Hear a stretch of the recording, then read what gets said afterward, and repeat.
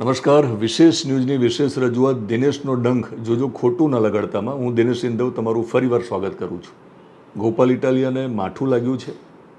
ગોપાલ ઇટાલિયા શા માટે નારાજ છે?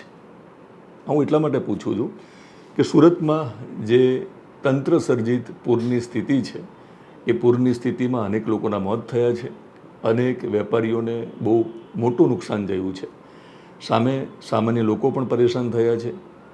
આ પરિસ્થિતિમાં ગોપાલ ઇટાલિયા કેમ મૌન છે?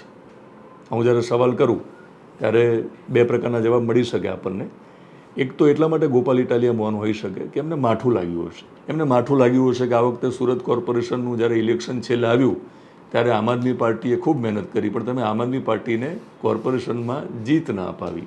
ગોપાલ ઇટાલિયાએ ખૂબ મહેનત કરી હતી ત્યાં, પણ પરિણામ ન મળ્યું, કારણ કે ગોપાલ ઇટાલિયા સુરતમાં રહે છે. સુરતમાં જ્યારે તેમનો વસવાટ હોય ત્યારે આ પૂરની પરિસ્થિતિમાં જે આમ આદમી પાર્ટીને મત આપે છે એ મતદારો પણ પ્રભાવિત થયા હશે, પણ ગોપાલ ઇટાલિયા ચૂપ રહ્યા છે, કારણ કે તેમને ખોટું લાગ્યું હશે કે તમે અમને ચૂંટીને મોકલતા નથી અને હવે ભોગવો જ્યારે ભાજપના કોર્પોરેટરને તમે ચૂંટીને મોકલો છો. અને ભાજપના કોર્પોરેટરોએ ગાંઠિયા પાર્ટી કરી, આપણે જોઈ હશે. પણ ગોપાલભાઈ, ખોટું ન લગાડાય તમારે, કારણ કે તમે તો રાજનેતા છો અને રાજનીતિમાં આ રીતે ખોટું લગાડશો તો કેવી રીતે ચાલશે? મારા શોનું નામ જ છે ખોટું ન લગાડતા. એટલે હું પણ તમને કહું છું કે તમારે ખોટું ન લગાડાય, કારણ કે સુરતના લોકોની અપેક્ષા હશે કે આ મુદ્દે તમે કશુંક બોલો. પણ રાજનીતિમાં આટલા ઝડપથી તમે હતાશ થઈ જશો, નારાજ થઈ જશો એવી મને અપેક્ષા નહોતી.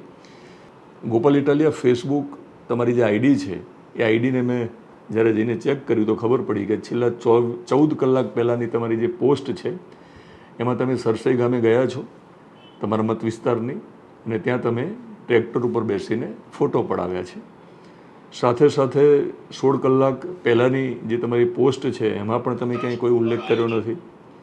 21 કલાક પહેલાંની પોસ્ટમાં પણ તમે બીજી બધી વાતો કરી છે, પણ સુરતમાં આવેલા તંત્ર સર્જિત પૂરની કોઈ વાત કરી નથી.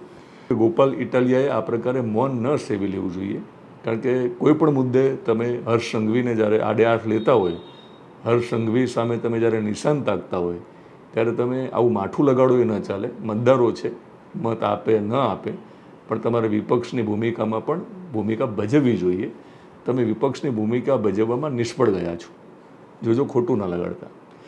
યુટ્યુબમાં મને જોતા હોય ને આપણું પત્રકારત્વ તમને પસંદ હોય તો યુટ્યુબ ચેનલને તમે સબસ્ક્રાઈબ કરશો. ફેસબુક પેજ અને ઇન્સ્ટાગ્રામમાં જોતા હોય તો ફોલો કરશો.